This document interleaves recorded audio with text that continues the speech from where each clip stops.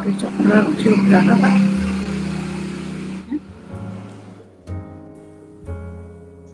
Belum nambah.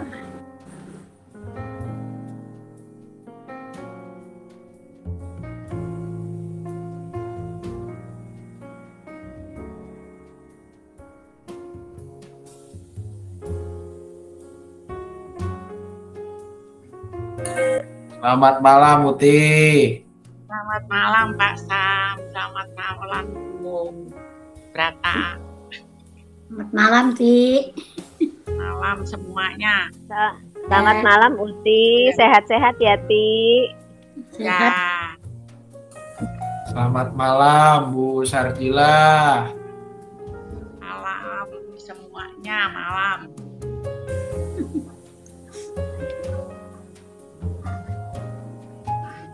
Kisah para rasul berapa? Ini loh 10.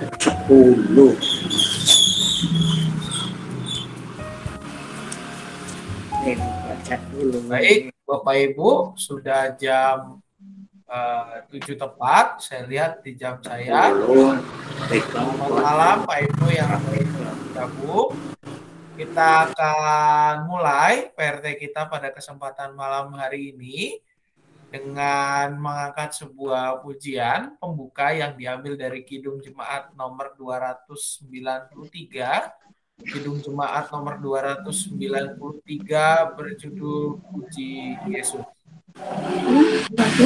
KJ 293 Puji Yesus. KJ 293.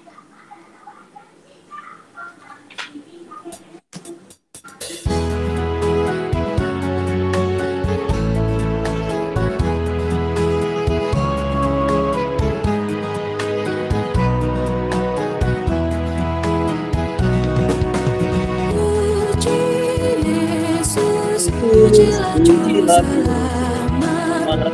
langit, maafkan kasihnya. Haleluya, nyanyilah para malaikat. Kuasa hormat bila kepada selama Yesus kembali kita yang kita didukungnya. Pujian beritakan doanya. Pujian beri bernyanyilah.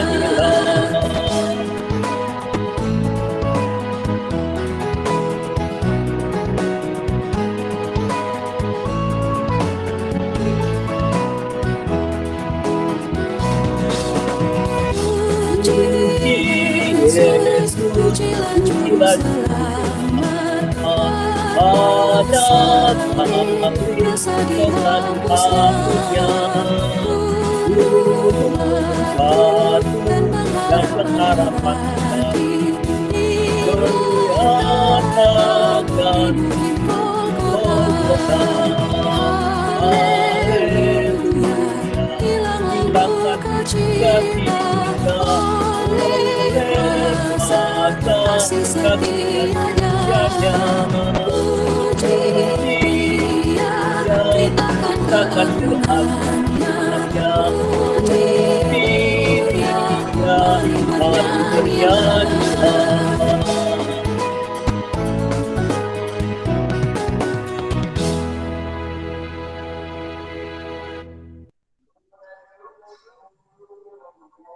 Baik, kita akan sebelum kita membaca firman Tuhan, kita akan berdoa. Mari kita bersatu di dalam doa. Kita berdoa. Kami bersyukur Tuhan, pada kesempatan malam hari ini kami boleh kembali bergabung lewat media online ini untuk bersama merenungkan firman-Mu. Biarlah ya Bapa, Engkau yang memampukan kami untuk berfokus di dalam merenungkan firman-Mu. Memberkati setiap gadget yang kami pakai, agar dapat bekerja dengan baik dan memberkati jaringan internet yang kami gunakan juga, supaya boleh berjalan dengan lancar dan semakin memampukan kami untuk mendengarkan sabda-Mu. Mampukan juga ya Bapa hamba-Mu yang penuh dengan kelemahan ini. Biarlah apa yang dikatakannya berasal dan untuk kemuliaan nama-Mu saja. Dalam nama anak Putra Yesus Kristus kami berdoa. Amin. Amin. Kita membuka bagian Alkitab yang menjadi bacaan kita pada sore hari ini yang diambil dari Kisah Para Rasul 10. Kisah Para Rasul 10 ayat 34 sampai dengan 43. Kisah Para Rasul 10 ayat 34 sampai 43. Demikian bunyi firman Tuhan. Berbicara, katanya, sesungguhnya aku telah mengerti bahwa Allah tidak membedakan orang. Setiap orang dari bangsa manapun yang takut akan Dia dan yang mengamalkan kebenaran berkenan kepadanya. Itulah firman yang Ia suruh sampaikan kepada orang-orang Israel, yaitu firman yang memberitakan damai sejahtera oleh Yesus Kristus yang adalah Tuhan dari semua orang. Kamu tahu tentang segala sesuatu yang terjadi di seluruh tanah Yudea, mulai dari Galilea, sesudah baptisan yang diberitakan oleh Yohanes, yaitu tentang Yesus dari Nazaret, bagaimana Allah mengurapi Dia dengan Roh Kudus dan kuat kuasa. Dia yang berjalan berkeliling sambil berbuat baik dan menyembuhkan semua orang yang dikuasai iblis, sebab Allah menyertai Dia. Dan kami adalah saksi dari segala sesuatu yang diperbuatnya di tanah Yudea maupun di Yerusalem. Dan mereka telah membunuh Dia dan menggantung Dia pada kayu salib. Yesus itu telah dibangkitkan Allah pada hari yang ketiga, dan Allah berkenan bahwa Ia menampakkan diri, bukan kepada seluruh bangsa, tetapi kepada saksi-saksi yang sebelumnya telah ditunjuk oleh Allah, yaitu kepada kami yang telah makan dan minum bersama-sama dengan Dia setelah Ia bangkit dari antara orang mati. Dan Ia telah menugaskan kami memberitakan kepada seluruh bangsa dan bersaksi bahwa Dialah yang ditentukan Allah menjadi hakim atas orang-orang hidup dan orang-orang mati. Tentang Dialah semua nabi bersaksi bahwa barang siapa percaya kepadanya, ia akan mendapat pengampunan dosa oleh karena namanya. Ketika Petrus sedang berkata demikian, turunlah Roh Kudus. Demikianlah pembacaan Alkitab kita. Yang berbahagia ialah setiap kita yang tidak hanya membaca, namun juga merenungkan firman Tuhan dalam hidup kita sehari-hari. Bapak, Ibu, serta saudara-saudari sekalian, kalau kita mendengar istilah sortir, ya, istilah sortir, biasanya kalau menyortir itu kita ngapain, Bapak Ibu? Sortir. Memilih. Ngecek, Pak. Memisahkan, Ya, memisahkan gimana? Pak yang baik dan buruk. Memisahkan yang baik dan buruk, memilih, apalagi Bapak Ibu. Mengecek Pak, kalau nggak QC. Mengecek ya, QC ya, ada segala istilah ya, QC, ngecek. Sortir itu kan artinya kita memilih ya, memilih, memilah ya, memilih, memilah, dan juga menetapkan gitu ya. Jadi kita pilih mana yang kondisinya baik, mana yang kurang baik, mana yang kadang kalau di beberapa saya perhatikan mana yang dalam tanda kutip produk gagal gitu ya. Oh, yang ini yang KW1 kualitas nomor 1 ini dikirimnya ke tempat A. Kualitas nomor 2 dikirim ke tempat B. Produk gagal dikirim ke tempat C gitu ya Bapak Ibu. Semua itu diperoleh statusnya masing-masing itu lewat sortir. Kalau disortir berarti dipilih satu persatu. Nah, apakah bagaimana dengan kasih Tuhan? Apakah kasih Tuhan itu sesuatu yang diberikan setelah disortir, kita disortir satu-satu atau enggak? Nah, jawabannya Bapak Ibu bicara soal kasih Allah. Kasih Allah itu adalah sesuatu yang diberikan bagi semua orang. Tuhan tidak menyortir. Tuhan tidak melakukan pemilihan terhadap siapa yang dikasihinya, siapa yang tidak dikasihinya. Semua dikasihi oleh Tuhan. Makanya ada sebuah lagu sekolah minggu yang mengatakan Yesus cinta semua bangsa di dunia. Mudah-mudahan zaman Bapak Ibu sekolah minggu ada lagu itu. Zaman saya sekolah minggu soalnya ada.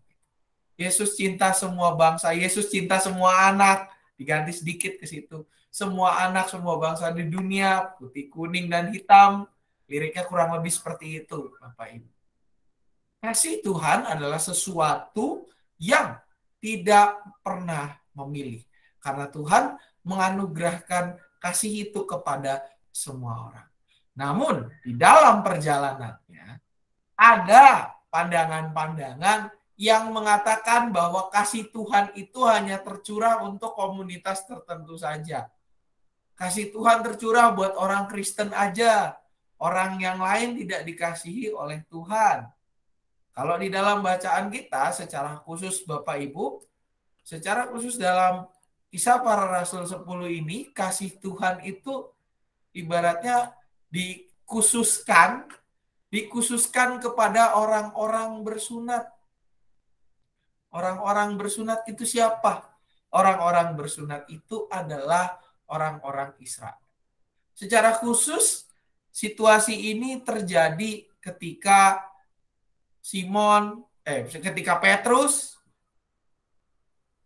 dia bertemu dengan yang namanya fenomena di mana Cornelius, seorang perwira pasukan yang non-Yahudi, itu memberi diri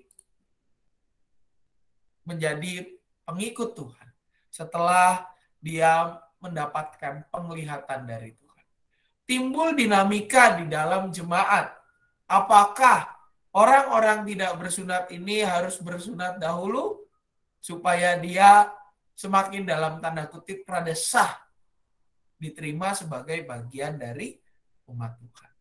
Dan ini juga yang mewarnai perjalanan kalau kita membaca surat Rasul Paulus, ini juga yang terjadi di dalam kehidupan gereja perdana. Di mana ada pertentangan siapa yang diselamatkan, orang bersunat atau nggak bersunat. Bagaimana dengan orang Yahudi, bagaimana dengan orang non-Yahudi, apakah dikasihi Tuhan atau tidak. Itu adalah hal-hal yang muncul di dalam gereja perdana. Di dalam bagian ini Petrus memberikan kesaksian, ayat 34, bahwa Allah tidak membedakan orang. Setiap orang dari bangsa manapun yang takut akan Dia, yang mengamalkan kebenaran, berkenan kepadanya. Apa yang menjadi latar dari kalimat Petrus ini? Yang menjadi latar Bapak Ibu adalah, balik lagi tadi, ada urusan Cornelius di situ. Ada timbul di kalangan jemaat, khususnya di kalangan orang Kristen Yahudi. Orang Kristen Yahudi itu masih menjunjung tinggi bahwa walaupun mereka sudah Kristen, walaupun mereka telah menjadi pengikut Tuhan, tetapi mereka masih mengaplikasikan atau masih melakukan budaya-budaya Yahudi. Contohnya, salah satunya adalah sunat. Sunat itu tanda, ya. Jadi tanda bahwa dia adalah orang yang masuk ke dalam bilangan umat pilihan Tuhan. Masih ada konsep-konsep seperti itu, padahal Yesus Kristus tidak pernah mensyaratkan mereka yang diselamatkan harus bersunat. Mereka yang dikasihi Allah adalah orang-orang yang bersunat. Enggak.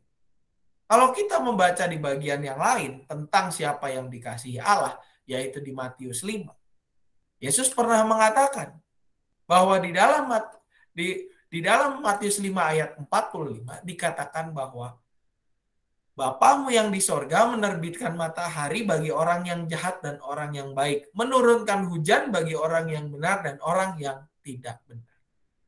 Artinya bahwa Tuhan tidak pernah memilih-milih orang siapa yang harus dikasihi dan siapa yang tidak dikasihi. Tuhan terbuka menerima semua orang. Tuhan mengasihi semua orang. Bahkan Ia mengasihi dunia ini sehingga Ia mengaruniakan anaknya yang tunggal. Tidak hanya orang tetapi juga ciptaan-ciptaan yang lain. Hewan-hewan di padang, rumput di padang, semua dikasihi Tuhan. Segala ciptaannya dikasihi oleh Tuhan. Makanya kabar keselamatan dari melalui Yesus Kristus itu tidak hanya diwartakan kepada semua orang, tetapi diwartakan kepada juga ciptaan-ciptaan Tuhan yang lain. Kasih Allah adalah sesuatu yang tidak pernah memilih. Dia diberikan menurut kehendak Tuhan. Dan tidak ada satu pihak manapun yang dapat membendung atau menahan kasih Allah, membatasi kerja kasih Tuhan. Tidak ada satu pihak pun yang bisa mengatakan bahwa orang ini tidak berkenan kepada Allah. Itulah yang terjadi di dalam kisah para rasul ini, Bapak Ibu. Di dalam jemaat. Bahwa pada masa itu kenapa juga Petrus mengatakan statement ini? Karena ada orang-orang yang mengatakan bahwa orang-orang non-Yahudi itu tidak berkenan kepada Allah. Disinilah Petrus memberikan penegasan bahwa setiap orang dari bangsa manapun, tidak peduli itu orang Yahudi atau non-Yahudi, semua berkenan kepada Allah. Tidak ada yang boleh mengklaim satu pihak manapun dia menentukan bahwa kamu berkenan kepada Allah dan kamu tidak. Nggak ada. Karena Tuhan berkenan kepada semua. Itulah yang diajarkan oleh Petrus kepada jemaat. Lalu bagaimana dengan orang-orang Yahudi? Bagaimana dengan orang-orang Israel? Apakah status Israel pada hari itu sebagai bangsa pilihan Allah luntur atau gimana? Petrus pun memberikan juga penjelasan. Di dalam penjelasan ini sudah terangkum kalau kita baca. Secara tidak langsung Petrus mengatakan bahwa Israel itu menjadi contoh. Israel menjadi contoh bagaimana Tuhan mengasihi umatnya. Bagaimana ia memelihara. Dan kehidupan relasi Tuhan dengan bangsa Israel itu menjadi kesaksian buat bangsa-bangsa di semua tempat. Bangsa-bangsa lainnya. Bangsa Israel itu menjadi pewarta yang mengatakan bahwa Israel menjadi contoh. Israel itu bukan satu-satunya bangsa yang dikasihi Tuhan. Semua bangsa dikasihi oleh Tuhan. Tetapi Allah memilih Israel untuk menjadi contoh bagaimana kasih Tuhan itu nyata di dalam kehidupan dunia.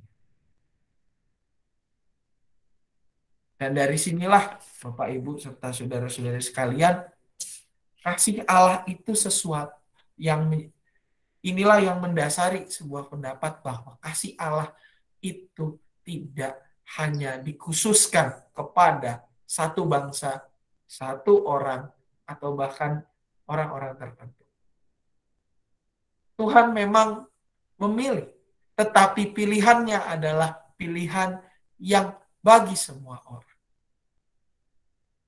Di dalam bagian ini kalau kita lihat juga di kisah para rasul, bagian yang sama, inilah yang kelak dilihat di dalam ayat 44 sampai dengan 48. Di mana Roh Kudus dicurahkan ke atas bangsa-bangsa lain. Orang-orang yang tidak bersunat berkata-kata dalam bahasa roh dan memuliakan Allah. Inilah yang menjadi bukti bahwa kasih Allah itu dicurahkan kepada semua bangsa. Allah tidak hanya berkenan kepada bangsa Israel, tetapi berkenan kepada semua bangsa.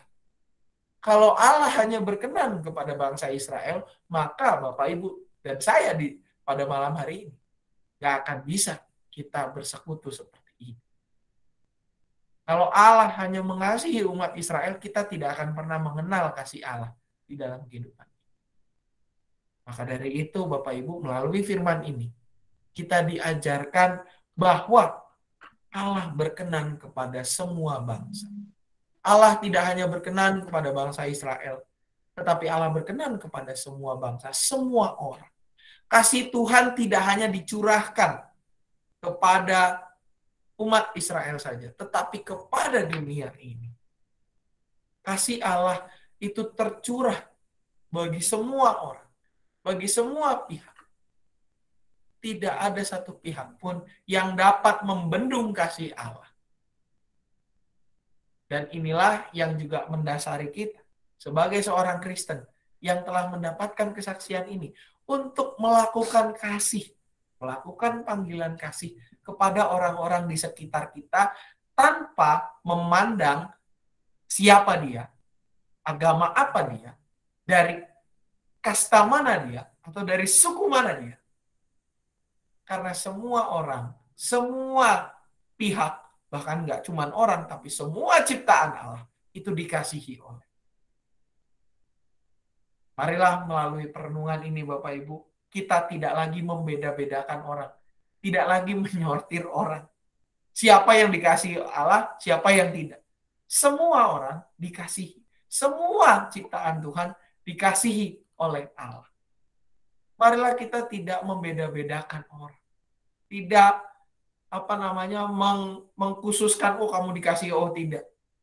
Dan juga kita tidak membeda-bedakan orang mana yang harus kita kasihi dan ini tidak harus kita kasihi. Marilah melalui perenungan ini kita meneladani kasih Allah yang mengasihi semua. Artinya kita dipanggil untuk mengasihi semua. Tidak cuma orang tetapi semua ciptaan Allah. Binatang, tumbuh-tumbuhan, semua yang Allah ciptakan. Marilah kita sebagai seorang Kristen, sebagai seorang yang mengikut Kristus, kita melakukan panggilan kasih ini dalam hidup kita sehari-hari. Lewat banyak cara, kita bisa menunjukkan kasih kita dengan memelihara. Misalnya, kita mengasihi tumbuhan, maka kita memelihara tumbuhan itu dengan begitu. Kita mengasihi binatang, kita memelihara binatang itu dengan begitu. Ketika kita mengasihi orang juga, kita tidak membeda-bedakan orang berdasarkan apa yang menjadi statusnya dia. Tetapi kita memandang semua itu sebagai subjek dari kasih Allah. Dan biarlah kita semakin mewujudkan kehidupan yang berorientasi kepada kasih Allah. Dan kita bisa mewartakan bahwa kasih Tuhan tercurah kepada dunia lewat kehidupan kita dan tindakan kita sehari-hari. Tuhan menolong dan memberkati kita. Amin. Saat teduh bagi kita sekalian.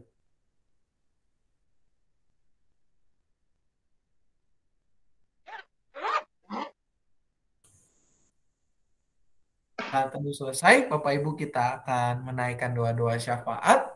Kita akan berdoa untuk bangsa dan negara, terutama kondisi ekonomi kita, Bapak Ibu, yang mulai terasa dampaknya terkait dengan situasi kita saat ini, dan juga kita berdoa agar pandemi cepat berlalu, semakin lebih cepat berlalu. Kita berdoa untuk gereja kita, khususnya untuk kebutuhan dana terkait dengan cicilan ke penabur, juga situasi kita ibadah supaya boleh tetap berjalan dengan baik. Kita juga berdoa untuk aksi penyangkalan diri supaya boleh berjalan dengan baik juga. Dan kita berdoa untuk beberapa rekan kita yang dalam kondisi sakit atau dalam masa pemulihan. Kita mengingat Ibu Triwinarni, adiknya Bu Lasmi. Kita juga doakan Saudara Reja, anak Pak Purba. Kita juga doakan untuk Saudara Ade Sihaan dalam masa pemulihannya, dan juga rekan-rekan kita yang lain yang tidak bisa kita sebutkan satu persatu. Barangkali ada yang mau ditambahkan, Bapak Ibu, juga untuk anak cucu kita yang memasuki masa ujian, kelas 3 SMP, 3 SMA, semualah pokoknya, semua lagi pada mau ujian gitu ya, persiapan ujian akhir. Tuh, ada lagi Bapak Ibu tambahan? Pak, yang papahnya Renaldi.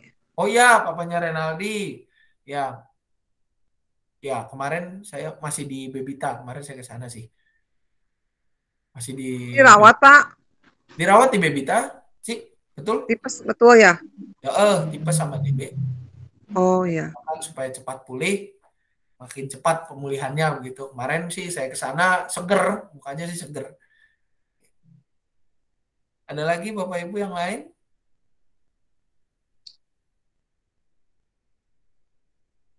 ada. Baik, mari kita bersatu dalam doa. Bersyukur Tuhan, pada malam hari ini kami diingatkan bahwa kasih-Mu tercurah untuk semua pihak. Tidak ada satu pihak pun yang menjadi pengecualian dari curahan kasih-Mu. Biarlah melalui firman hari ini kami boleh ya Bapak mengasihi semua orang. Mengasihi semua ciptaan-Mu tanpa terkecuali, tanpa membeda-bedakan mereka. Biarlah kami mewartakan kasih-Mu itu dalam kehidupan kami sehari-hari, lewat tingkah laku kami, perilaku kami, pikiran kami, semuanya ucapan kami biarlah mencerminkan kasih-Mu saja. Kami berdoa pada saat ini untuk bangsa dan negara kami, ketika menghadapi situasi ekonomi ya Bapak, kami berdoa biarlah Engkau yang boleh memberikan hikmat kepada pemerintah kami, kepada pemerintah kami untuk memutuskan langkah-langkah terbaik di dalam menghadapi situasi yang terjadi sebagai dampak dari perang di Eropa.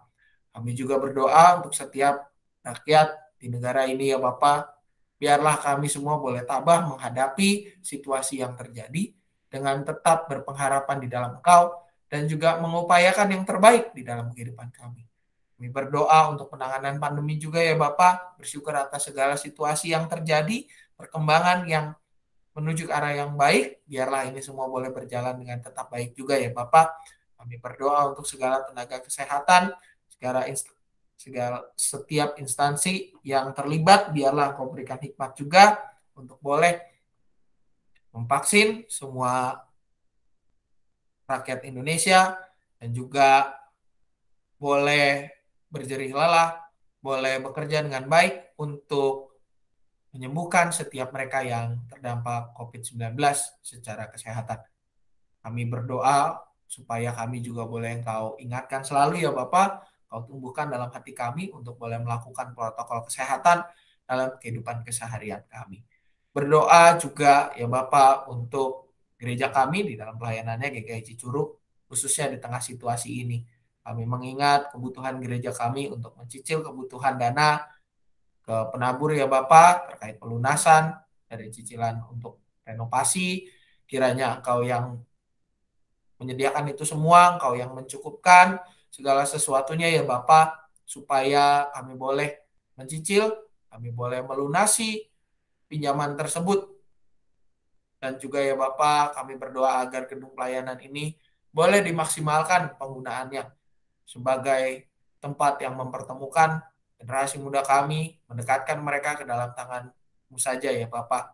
Kami juga berdoa untuk segenap kegiatan gereja ya Bapak, di mana kami mengingat aksi penyangkalan diri kami, untuk anak-anak, remaja, dan pemuda, biarlah Engkau juga ya Bapak yang memampukan kami untuk boleh bersehati di dalam melakukan aksi penyangkalan diri kami, bukan untuk semata-mata memenuhi kebutuhan gereja-Mu saja, tetapi juga untuk supaya diri kami semakin berkembang untuk mendekatkan diri kepada-Mu saja ya Bapak.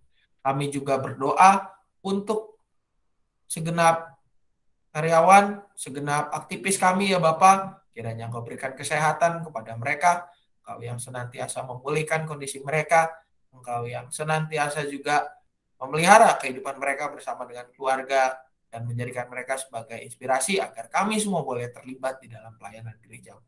Kami mendoakan juga rekan-rekan kami, sanak saudara kami yang dalam kondisi sakit. Kami mengingat Saudara Reja Purba, Saudara Ade Siahaan, Ibu Triwinarni, dan juga rekan-rekan kami yang lain yang belum dapat kami sebutkan. Biarlah Engkau yang memulihkan kondisi mereka, Engkau yang senantiasa terus hadir dalam kehidupan mereka. Biarlah Engkau juga menyertai keluarga yang mendampingi, Engkau yang berikan kekuatan supaya dan cukupkan segala kebutuhan mereka. Berdoa juga untuk anak dan cucu kami ya Bapak, mereka yang sedang mempersiapkan diri menghadapi ujian untuk melanjutkan ke tingkat pendidikan yang lebih tinggi, kelas 3 SMP, 3 SMA, SD kelas 6, Engkau yang persiapkan mereka, Engkau yang memampukan mereka untuk bekerja dengan jujur di dalam melaksanakan ujian ini. Juga berkati para orang tua ya Bapak, berikan ketenangan di dalam hati mereka, supaya mereka boleh bersama dengan anak-anak ini untuk menjalani dan bersehati, saling menguatkan satu dengan yang lain. Berdoa untuk para guru juga, berikan hikmat supaya para guru boleh memberikan soal yang seturut dengan kemampuan anak-anak dan juga boleh bekerja dengan baik dalam situasi ini. Kami juga berdoa untuk rekan-rekan kami yang lain, kiranya Engkau yang juga senantiasa berkati anak-anak-Mu untuk mempersiapkan ujian-ujian juga, supaya mereka boleh bekerja dengan jujur. Inilah doa kami ya Bapa yang jauh dari sempurna, yang kami satukan di dalam nama anak Tuhan Yesus Kristus, Sang Firman yang hidup, Juru Selamat kami berdoa dan berpengharapan. Amin. Amin. Bapak Ibu, marilah kita mengakhiri PRT kita malam hari ini dengan sebuah pujian yang diambil dari Kidung Jemaat nomor 383, KJ 383, Sungguh Indah Kabar Mulia.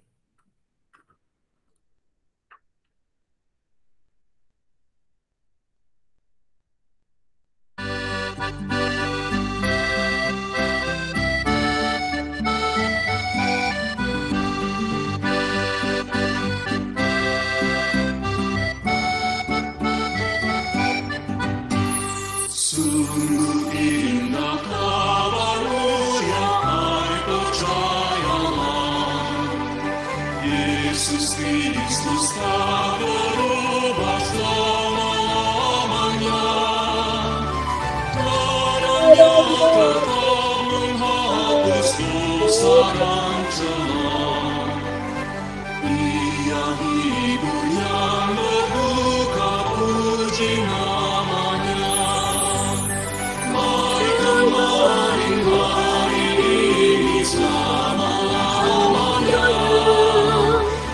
Yesus Kristus tak berubah, puji namanya, puji namanya, puji namanya.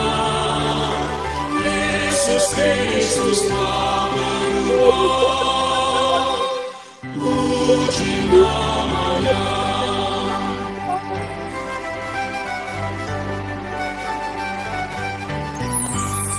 Ia yang berdosa cari di kampung, datang hati sendirimu. Tuhan Ia sambut orang bercela, kini kau disambut diampuninya.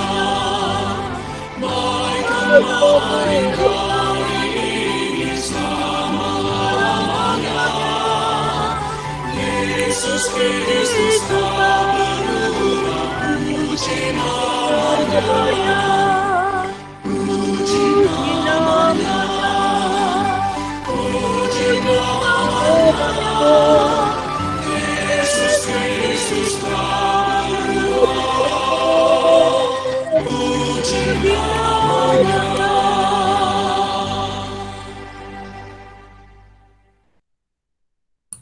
Baik Bapak Ibu, dengan demikian PRT kita selesai. Sebelum kita selesai, saya menyampaikan beberapa pengumuman. Yang pertama, Bapak Ibu, yang pertama adalah pendaftaran ibadah sudah dibuka.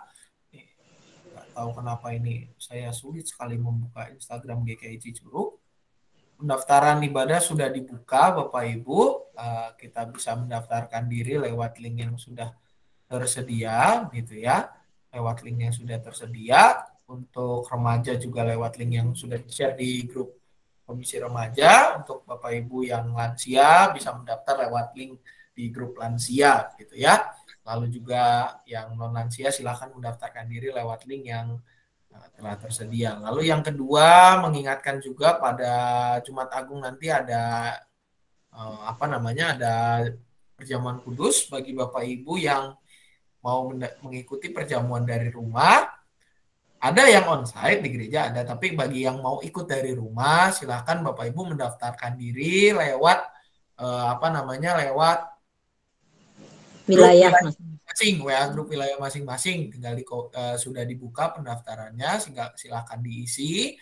Paling telat ditunggu sampai tanggal 8 hari Jumat jam 9 malam, gitu ya. Nanti selanjutnya anggur akan didistribusikan setelah rekap data selesai akan dibagikan kepada masing-masing jemaat di wilayahnya masing-masing gitu ya.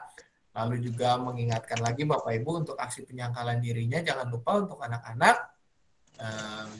dan juga remaja dan kita semua sesuai dengan yang biasa diumumkan gitu ya. Itu dan selama masa puasa Bapak Ibu diingatkan bulan Ramadan yang pertama untuk tidak makan dan minum di area terbuka atau umum. Yang kedua juga untuk secara aktif menjaga keamanan dan ketentraman lingkungan sekitar bersama dengan tetangga.